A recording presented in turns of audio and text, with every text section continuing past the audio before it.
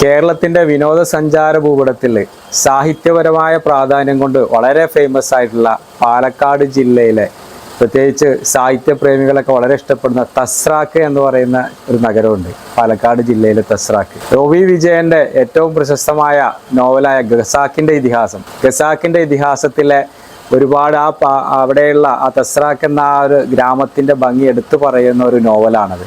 OV Vijayan തസ്രാക്കിൽ താമസിച്ച കാലത്തെ അനുഭവങ്ങളാണ് ആ നോവലിലൂടെ പറയുന്നത്. തസ്രാക്കിന്റെ ഭൂപ്രകൃതിയും അവിടുത്തെ ജീവിത രീതികളും അനുഭവങ്ങളും കാഴ്ചകളുമാണ് നോവലിലെ ഖസാക്ക് എന്ന ഗ്രാമത്തിന് രൂപം നൽകിയത്. നോവലിൽ പരാമർശിക്കുന്ന തസ്രാക്കിന്റെ പ്രകൃതി ഭംഗിയും അറബിക്കുളവും അള്ളാപിച്ച മൊല്ലാക്കയുടെ പള്ളിയും രവിയുടെ നാട്ടുപുര, രവി ഖസാക്കിനെ ഉപേക്ഷിച്ചു പോകാനായി കാത്തുനിന്ന ആൽമരം പോലെയുള്ള കഥാസന്ദർഭങ്ങളെ സന്ദർശകർക്ക് നേരിട്ട് അനുഭവിക്കാൻ കഴിയും. ഞാനിപ്പോൾ ഇരിക്കുന്നത് രവിയുടെ ഞാറ്റുപുരയിലാണ് ഞാൻ ഇരിക്കുന്നത്.